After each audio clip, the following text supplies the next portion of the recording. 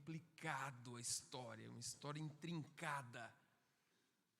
Você tem que ir fazendo um exercício, porque tem uma mistura de coisas aqui para a gente entender direitinho. Mas é assim, os exércitos de Israel estavam em guerra com os exércitos dos filisteus. Os filisteus se constituíam os maiores inimigos, os maiores rivais da nação israelita nessa época. Eram os filisteus, o inimigo encarniçado, que atribulava demais o povo de Israel. E o exército de Israel estava numa peleja renhida, de repente entra num momento de trégua. Então começa o capítulo 14. O Jonatas, que é o filho primogênito de Saul, resolve, na direção de Deus, ele ora a Deus, e na direção de Deus ele resolve fazer uma investida solitária contra os filisteus que estavam no acampamento. E para fazer essa investida solitária, atacar o inimigo sozinho, desacompanhado do exército, apartado do exército, apenas ele e o seu pajem de armas, ele tem que escalar um penhasco perigosíssimo para fazer essa escalada de 2 penhascos. Ele precisa fazer essa escalada perigosíssima e conseguir adentrar o acampamento dos filisteus.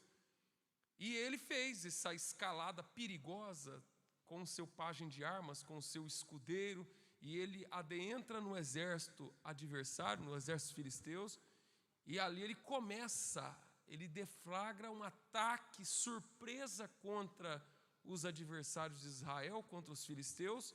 E então, quando os filisteus se veem surpreendidos pelo ataque do Jonatas, o ataque solitário do Jonatas, quando ele se vê aturdido por esse ataque solitário, o exército de Israel vem logo em seguida e empreende uma caçada frenética contra os exércitos dos inimigos. E no meio disso, Saul fez uma conjuração. O rei Saul fez uma conjuração. Ele disse que ninguém podia comer enquanto não findasse aquela luta. Homem nenhum podia comer enquanto não resolvesse aquela parada. Pronto. Quando o Saul fez aquele juramento, quando Saul fez aquele voto, o Jonatas não tinha ouvido aquele juramento. O filho dele não tinha ouvido ele falar aquilo. Então o exército inteiro está cansado, passando fome, e eles passam por um lugar onde tem ali um favo de mel. Quando tem um favo de mel, o exército inteiro passa morrendo de vontade de comer um pouco daquele mel, mas não come com medo da palavra de Saul, do voto que ele fez diante de Deus. Mas o Jonatas passa logo em seguida, sem saber de nada, e quando se depara com o mel, molhe um pouco da ponta da sua vara com aquele mel e come aquele mel, e naquela mesma hora ele é revigorado da sua força. Pronto, aí está a história. E a guerra está acontecendo. Nisso tudo a guerra está acontecendo. A ação persecutória, a perseguição contra os filisteus está acontecendo. Saul falou: nós precisamos terminar essa guerra hoje, antes que escureça, nós precisamos terminar logo esse negócio, e eu preciso de vocês. Quando começa aqui essa parte onde nós lemos, diz: depois disse Saul, desçamos de noite até atrás dos filisteus e despojemo-los até que amanheça a luz, e não deixemos de resto um homem deles. É assim, é agora ou nunca. Vamos agora para o desfecho dessa história.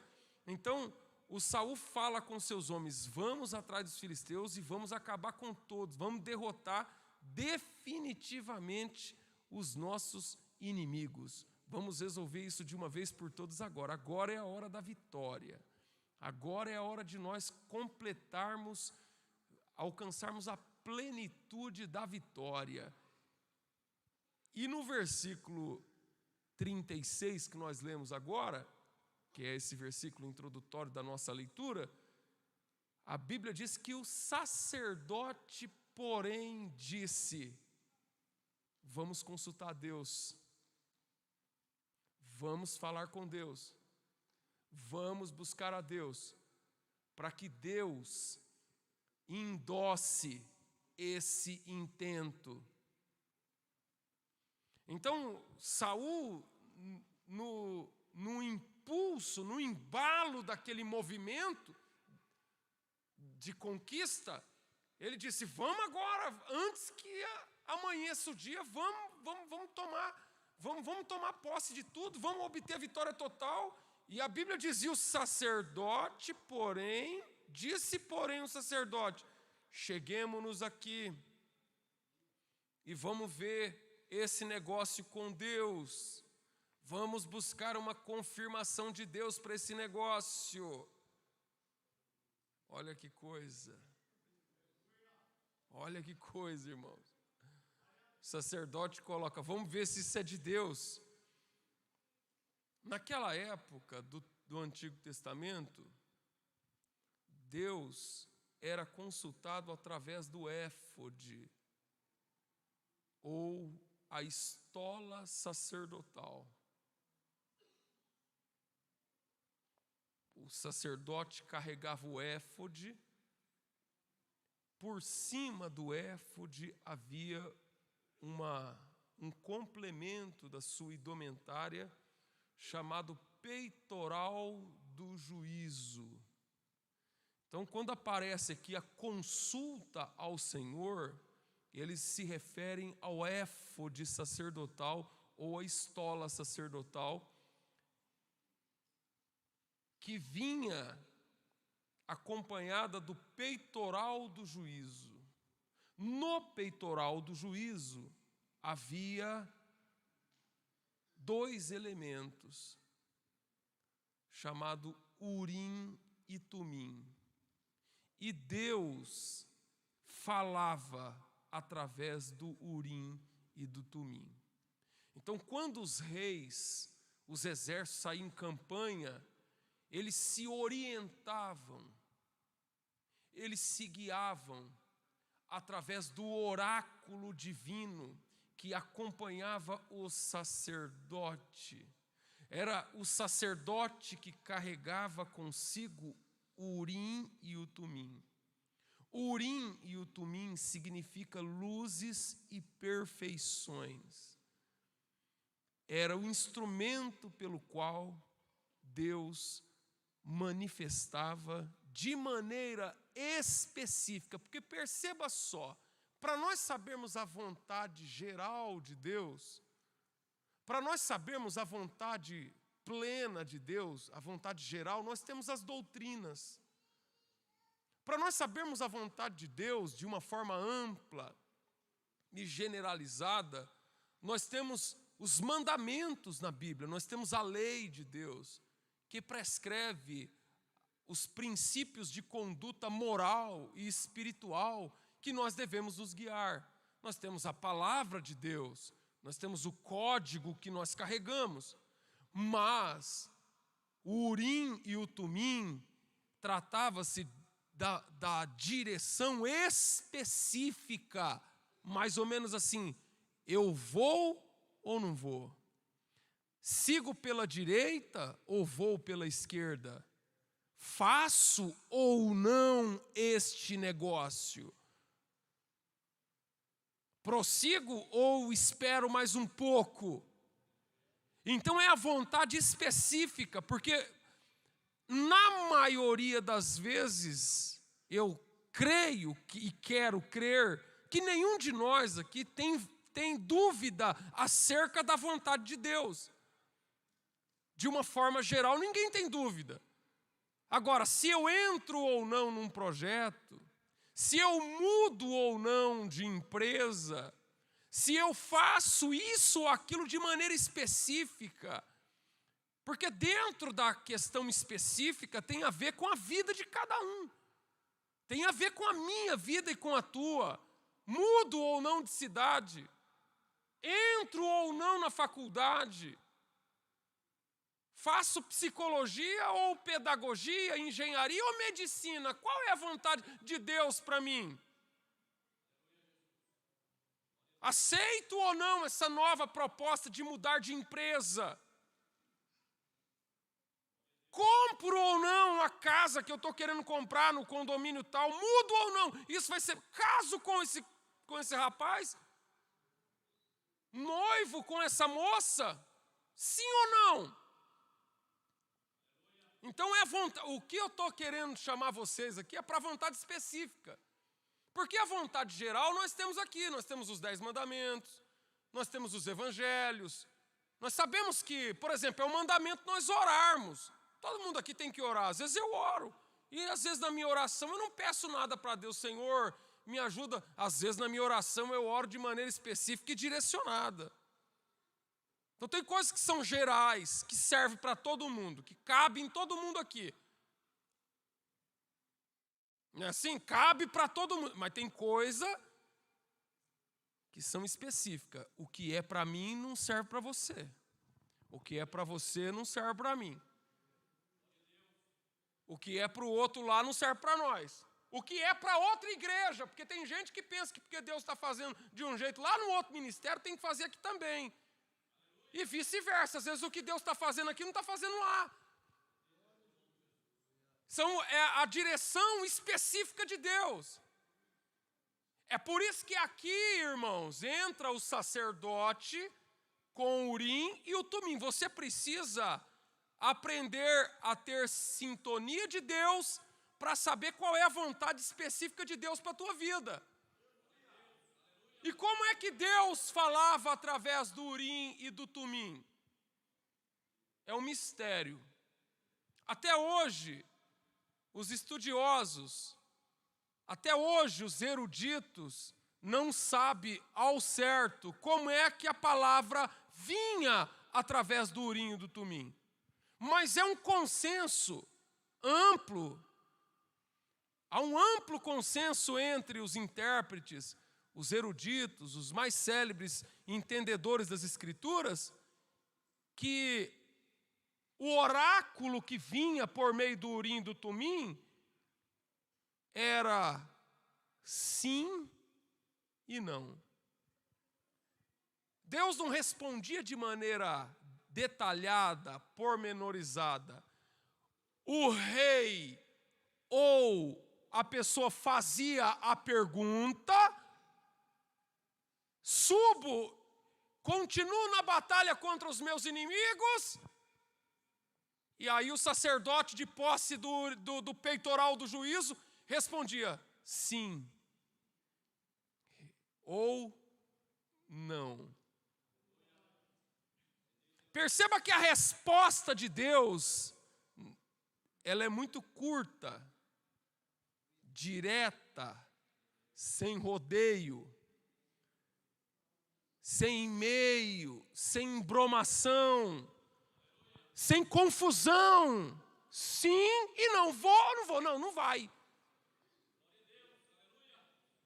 Perceba que o Urim e o Tumim é uma resposta que não cabe discussões, não cabe explicações, não cabe justificativas, não cabem satisfações. É sim e não.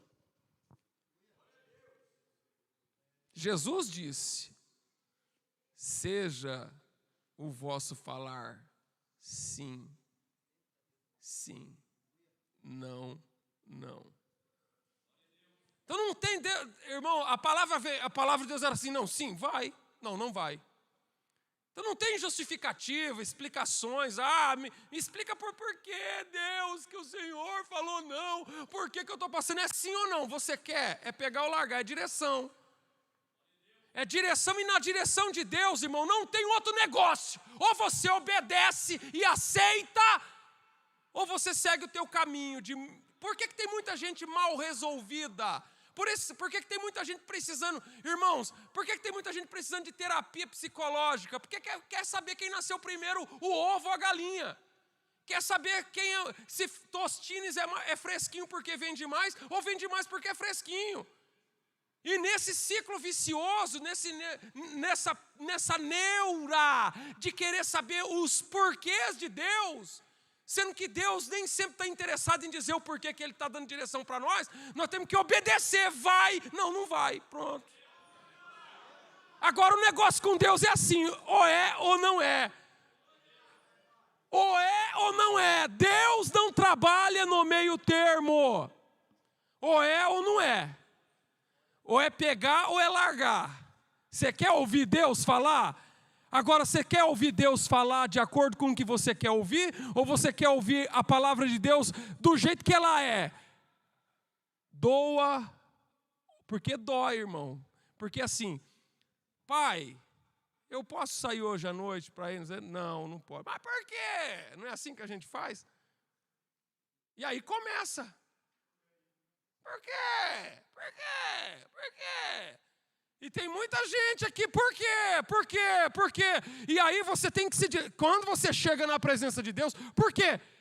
Saul naquele embalo, naquela empolgação, naquele frenesi, naquela euforia, naquele vamos que vamos. Vamos que vamos, ó. O Jonatas deflagrou um processo. Ele deu partida, ele foi o ponto de partida para essa corrida de vitória. E aí no meio do negócio, aparece alguém e fala, epa, para aí um pouquinho. Vamos ver se Deus está nesse negócio. Mas... Vamos ouvir Deus. Vamos ouvir Deus se Ele fala sim ou se Ele fala não. E aí, irmão, você está pensando que ouvir o sim de Deus ou o não de Deus é fácil? Tem gente que tem medo de ouvir a voz de Deus. Agora, olha o que tem aqui no texto. Agora, olha só. Então consultou Saul a Deus, dizendo, descerei atrás dos filisteus? O Senhor vai entregar ele na minha mão? Eu vou ter vitória nesse negócio? Porém, aquele dia, Deus não respondeu. Aquele dia não teve sim e não teve não. Deus não quis falar. Deus se absteve de falar. Nós servimos um Deus que fala. Nós servimos um Deus que fala no meio da congregação. A Bíblia diz em Hebreus, o autor anônimo de Hebreus, no capítulo 1, no comecinho do capítulo diz, havendo Deus antigamente falado de muitas maneiras, por último, nos falou pelo Filho. O ministério profético é o ministério da voz de Deus. É Deus que fala com o seu povo. A gente vem na igreja para ouvir a voz de Deus. Nós vivemos para ouvir Deus falar. E quando Deus fala, Lázaro,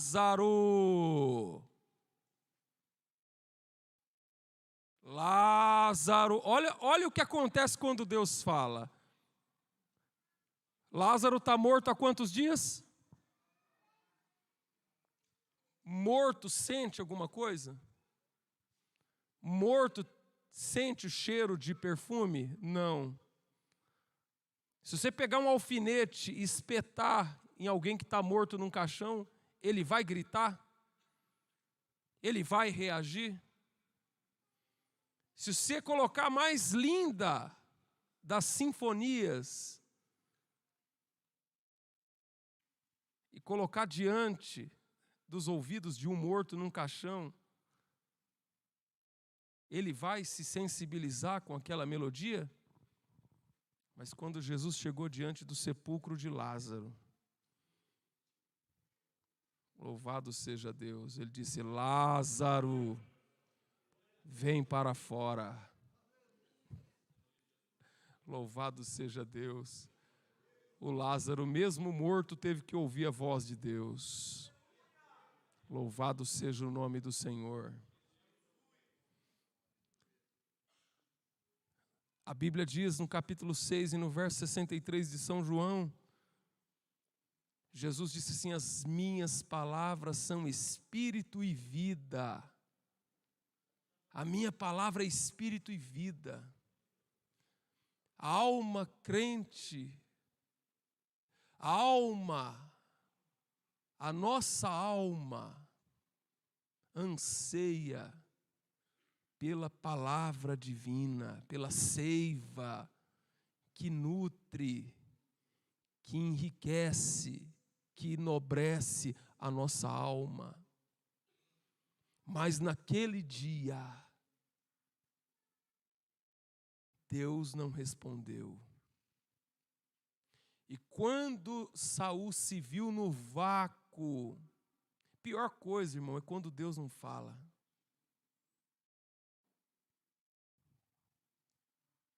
Quando Saul se viu no vácuo, que Deus não falou nem sim nem não, não falou sim e também não falou não. Quando Saul se viu naquela circunstância, ele ficou assim, desatinado,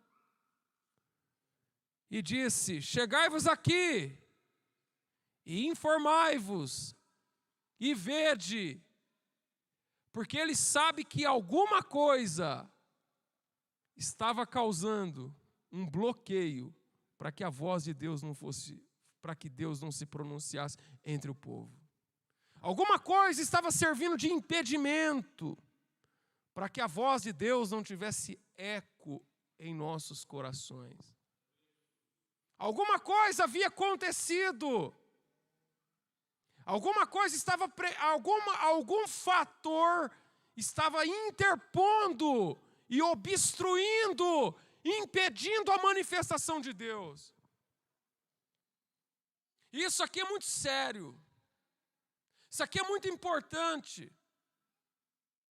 Porque nós não conseguimos viver, irmãos, eu posso conviver com o sim de Deus e com o não de Deus, mas eu não posso conviver com o silêncio de Deus.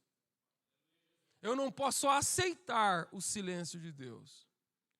Eu não posso admitir o silêncio de Deus. Porque se Deus parar de falar com a gente morre. Porque se Deus parar de falar com a gente, o que será de nós?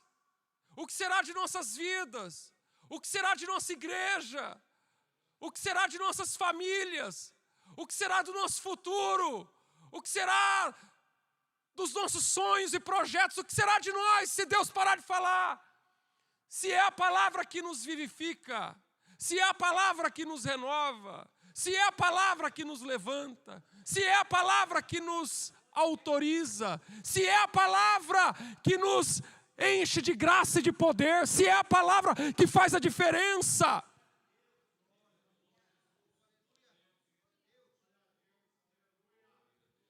Mas havia algo, e logo Saul entendeu que tinha algo que estava acontecendo, que bloqueou, que impediu que o Urim e o Tumim manifestasse. Por isso que a Bíblia diz, o Urim e o Tumim é a figura, é o tipo do Espírito Santo. E Deus fala na igreja e fala nos corações por meio do Espírito Santo. O que nós ouvimos e sabemos acerca de Deus, o que nós recebemos acerca de Deus, o que nós recebemos da parte de Deus, o que nós temos da parte de Deus no meio da igreja, nós o temos por meio do Espírito Santo. Quando Jesus nos prometeu que estaria conosco todos os dias até a consumação do século, essa palavra de Jesus se cumpre por meio do Espírito Santo. Quando Jesus disse que estaria conosco para sempre, esse estar conosco para sempre se realiza por meio da pessoa do Espírito Santo. Mas também a Bíblia nos diz, no capítulo 4 do livro de Paulo aos Efésios, dizendo: não entristeçais o Espírito Santo, pelo qual foste selado para o dia da redenção. Então, na medida com que o Espírito Santo se entristece comigo, na medida com que as minhas atitudes, porque Saul, interessante, que coisa interessante, Saul era o ungido de Deus sobre a nação. E Saul se mostra em muitas circunstâncias apressado. Saul se apresenta muitas vezes aqui, ele revela uma pessoa apressada, uma pessoa precipitada, uma pessoa foita, uma pessoa... Mas aqui ele fez um juramento que ninguém ia comer. Esse juramento não foi muito sábio. Esse juramento não foi muito inteligente. Como é que você vai privar os próprios soldados na guerra de comer? Agora, perceba só, quando ele abriu a boca e fez o juramento, quando ele abriu a boca e proferiu aquele juramento, a palavra foi lançada. A palavra foi lançada sobre aquela situação. E se a palavra foi lançada sobre aquela situação, sendo ela sábia ou não, sendo ela inteligente ou não, sendo ela prudente ou não, a palavra fora lançada diante do Senhor. E olha como que Deus leva a sério aquilo que nós fazemos diante do Senhor. Olha como que Deus leva a sério aquilo que nós nos comprometemos diante do Senhor. Olha como que Deus leva a sério aquilo que você promete diante do Senhor. Você não é obrigado a fazer nada, mas depois que fez, olha, está aqui na palavra de Deus. Foi Saul que fez aquele...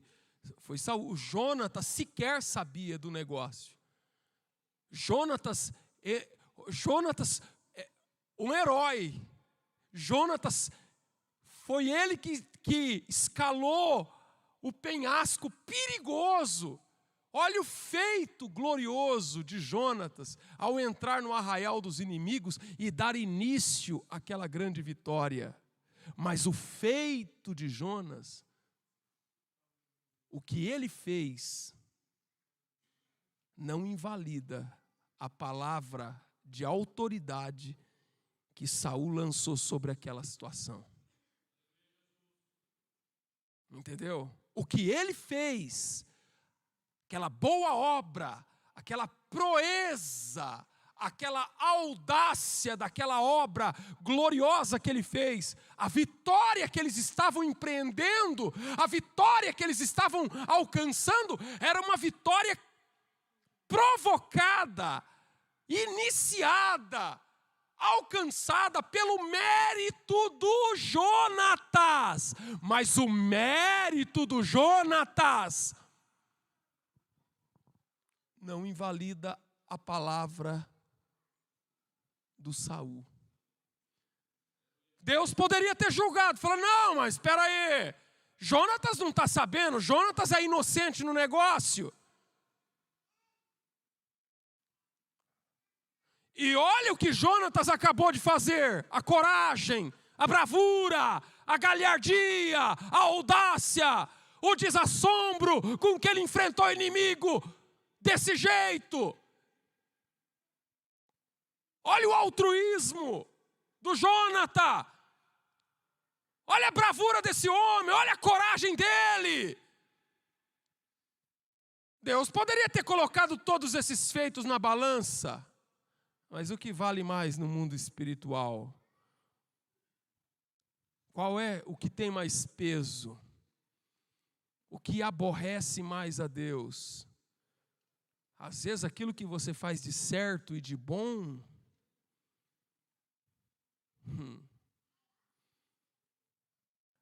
aquilo que a gente faz de certo ou de bom, não dá legitimidade para nós aborrecermos a Deus e invalidarmos a palavra que está sobre nós. Jonatas não sabia, ele pegou a vara, passou no favo de mel e comeu o mel sem saber. Ele estava inocente na história. Mas quando eles foram consultar a Deus, alguém que nem sabe, olha a gravidade da coisa. Olha a gravidade da coisa. Então Deus se absteve de falar. Deus se absteve de falar. E por que Deus se absteve de falar? Por causa da palavra do Saul, do voto que Saul fez, que estava sobre eles, que não era para comer, era para jejuar. Não era para comer enquanto não tivesse a vitória completa. E quando eles foram consultar Deus, Deus se absteve, Deus, não vou falar. E por que não vai falar? Porque tem coisas que precisam ser recolocadas no lugar, tem coisas que precisam ser descobertas. Tem coisas que precisam vir à tona. E perceba que Jonatas cometeu um erro pensando que estava acertando. Jonatas estava no erro, mas não tinha consciência do próprio erro. Jonas errou e não sabia que errou. Como é que funciona esse negócio? Mas não vai considerar o mérito do Jonatas? Não vai considerar não vai colocar na balança tudo que ele fez? Olha o que ele acabou de fazer. Então, o Saul falou, vamos ver então o que está acontecendo. E aqui há uma lição para nós, porque você precisa... Hoje mesmo eu conversei com o irmão, ele falou assim, pastor, eu não gosto muito de fazer exame médico não, porque eu fico com medo de achar alguma coisa. Quem que não tem medo de achar alguma coisa? Não é? Vai fazer um exame, vai que tem alguma coisa, vai. Se tem alguma coisa, pelo menos você vai saber que tem, vai ter alguma chance de resolver. Agora, e se tem alguma coisa e você não sabe? A tua ignorância vai te salvar? Porventura a tua ignorância vai te salvar? Porventura a tua ignorância vai te poupar? Por acaso a tua ignorância não saber, estar com a mente mergulhada na escuridão, vai te livrar das penalidades? Claro que não! Eu estou falando aqui, eu falo aqui reiteradas vezes que eu venho aqui para ajudar você a pensar biblicamente, a não pensar com o teu raciocínio e nem com o meu. Eu não estou aqui para te fazer tua cabeça para você pensar igual eu. Não, eu não estou aqui para instruí-lo na minha filosofia pessoal. Eu estou aqui para instruí-lo na filosofia do que a Bíblia diz. É claro que você tem coisas que você não sabe. Mas tem coisas que você não sabe que seria bom você passar a saber se você quiser ter vitória. Tem coisas que você não sabe, e não é porque você não sabe, você não tem o dever de saber. Você não pode se esconder na tua ignorância espiritual. Você não pode se fazer de arrogado e fingir que nada está acontecendo. Como sapo que é colocado dentro da panela de água fria e levado ao fogareiro, e enquanto a água vai esquentando, o sapo não sente a diferença da temperatura que vai aumentando até o ponto de ebulição. E ele vai ficando, a temperatura vai aumentando, ele não sente a alteração da temperatura até o ponto dele morrer cozido. Você não pode dar o passo atrás e se esconder na ignorância ou não querer saber. Você tem que querer saber, irmão. Você tem que viscerar a palavra ao teu coração. Porque a Bíblia nos diz, no livro de Oséias, do profeta Oséias, que o meu povo tem sido destruído por falta de conhecimento. A falta de conhecimento é apenas um enganoso, lenitivo, que te mata sem que você saiba e sem que você tenha chance. Não querer saber, abrigar-se, albergar a tua alma na ignorância espiritual, vai te levar aonde? Fala assim, não estou sabendo, então eu estou tranquilo. E está morrendo. Isso aqui é sério. Eu estou aqui para te ajudar, irmão. Eu estou aqui para te sacudir. Eu estou aqui para mudar a tua maneira de pensar.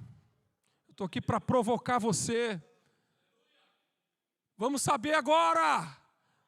Vamos saber ou não vamos saber? Ou vamos ficar na ignorância?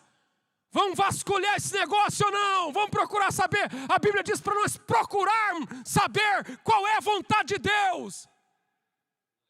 Qual é a vontade de Deus para a tua vida? Ou você anda de del em del, sem direção?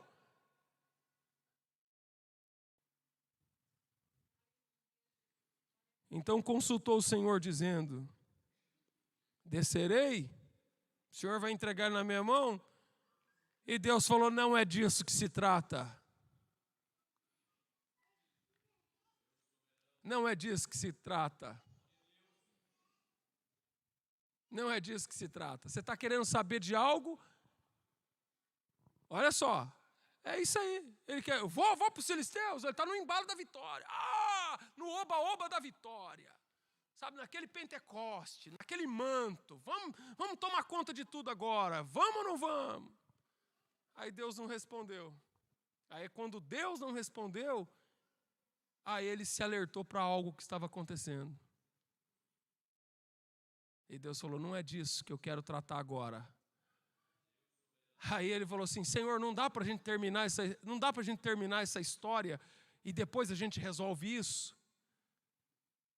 Por que a gente não termina de perseguir os filisteus? Por que a gente não termina de ter essa vitória? Dá a vitória primeiro na minha mão, Senhor. Depois eu juro para o Senhor que a gente resolve essa deficiência. Deus falou, não, para tudo. Para tudo, para negócio, para vitória, para projeto, para, porque tenho coisa para resolver, mais importante do que a tua vitória momentânea. Tem vitória momentânea que só vai servir para aumentar ainda mais o abismo, que vai te levar à ruína. E nessa noite Deus me usa como profeta, Deus me usa como homem de Deus para profetizar na tua vida e ministrar ao teu coração uma palavra que pode mudar o teu destino, a tua jornada e arrancá-lo da derrocada, da bancarrota. Quem é que está sentindo Deus aqui nessa noite?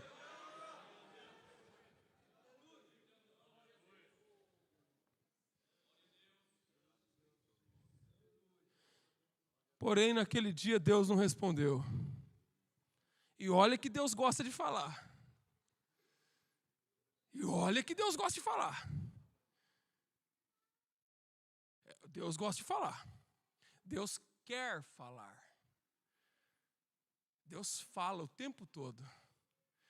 Mas naquele dia, está escrito aqui, irmão. Pelo amor de Deus, presta atenção nisso aqui. Aquele dia... Deus falou assim, passou um zíper e falou, não vou falar. Não vou falar. É a mesma coisa que trancar, o camarada está mergulhado lá no oceano e a mangueirinha de ar dá uma fechadinha assim um pouquinho, ele já Ele falou, não vou falar, porque o oxigênio que alimenta eles é a minha palavra. Ficou doido. Então disse Saul, chegai-vos para cá, todos os chefes do povo, e informai-vos e vede aonde é que está o pecado, onde é que está o erro, onde é que está o pecado, quem cometeu esse pecado.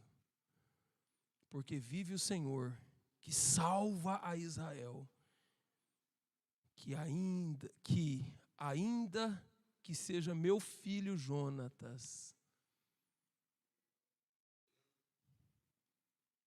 certamente morrerá. E nenhum do povo respondeu.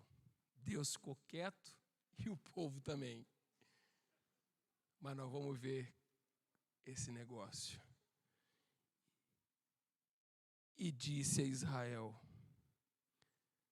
e disse mais a todo Israel, vós estareis de uma banda e o meu filho Jonatas vai estar do outro. E aí chamou o sacerdote. Então disse o povo, faz o que o senhor quiser fazer aí, rei. O senhor é o rei. Falou, pois, Saul ao Senhor, Deus de Israel, mostra quem está inocente. Eu fico de cara com essa palavra, irmão. Às vezes eu quero desmaiar com uma palavra dessa. Mostra quem é inocente. Mas o Jonatas não fez isso na inocência? Não, Jonas fez isso na ignorância. O erro de Jonatas não é o erro de inocência, é o erro de ignorância.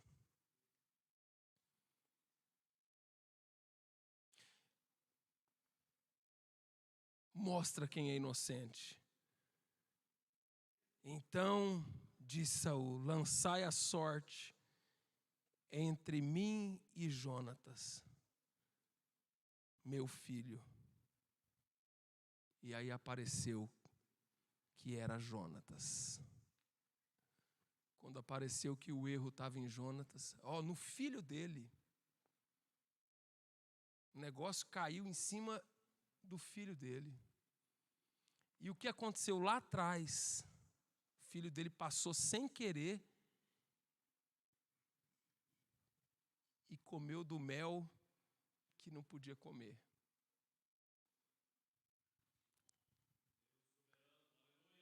Às vezes você vai comer coisa que não pode comer por aí.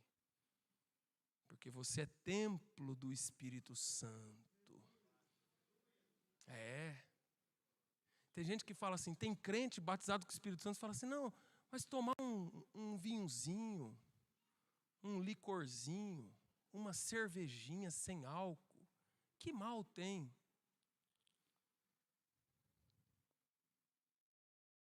Vai em festa pagã e comida que é oferecida, ele vai e se apropria daquilo. E ele está morrendo e não sabe por que está morrendo. E a ignorância não vai poupar você. Às vezes tem coisas que você fez e muita gente, irmão, tem coisa que vão chamar você de fanático. Espera aí, irmão, você é servo de Deus. Você é serva de Deus. Você é servo de Deus. Eu já perdi promoções na empresa que eu trabalhava. Já falaram para mim, desse jeito você não vai a lugar algum. Então, você é servo de Deus. E às vezes, você está se debatendo de um lado para o outro, e a coisa está dando para trás, e a coisa está enviesada. Você anda para frente, um para frente e 3 para trás. E aí você está perguntando assim, o que está acontecendo? Aí Deus está falando, vamos ver onde está o pecado. E não é que Deus quer, essa história de matar o Jonatas aqui, isso aqui é é o rigor, é o exagero do Saul. É porque ele não bate muito bem da cabeça. Ele quis matar o filho dele por causa disso. Que também não era o caso. Não era, Deus não falou para matar ninguém, irmão. Vamos ser justos aqui. Tem que ser justo na palavra. Em algum lugar aqui Deus falou, não, pega quem está no erro e vamos jogar pedra nele até morrer. Está escrito em alguma parte do texto? Mas peraí. Deus estava desagradado do negócio. O negócio não estava certo. E aí Deus falou, para tudo e vamos resolver.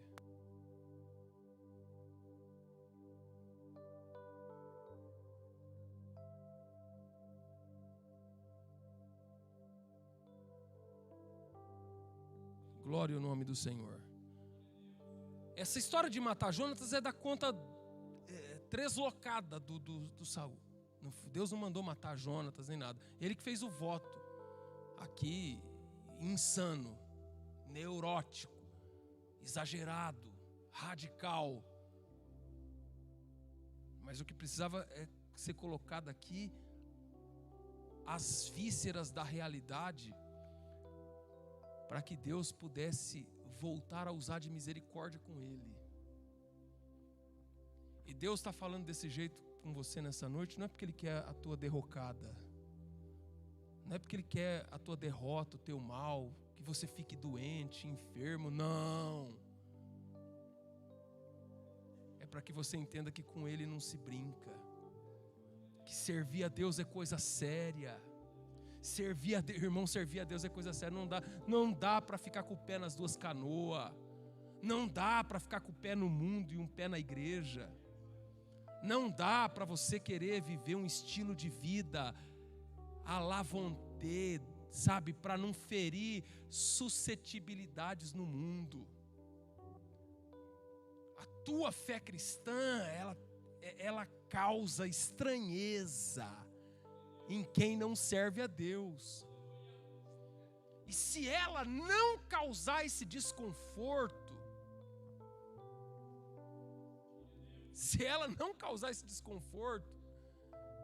então se tiver tudo beleza, tá errado. Ela causa, porque tem certas coisas que você não vai fazer, e tem certas coisas que você vai fazer, e isso vai causar escândalo no mundo. Está aqui, irmão, na palavra de Deus. Aí quando Saul quis matar o Jonatas, o povo falou, não, pelo amor de Deus, você não vai matar o Jonatas, não é o caso de matar o Jonatas. O povo foi lá e livrou o Jonatas dessa ideia. E o Jonatas escapou de morrer.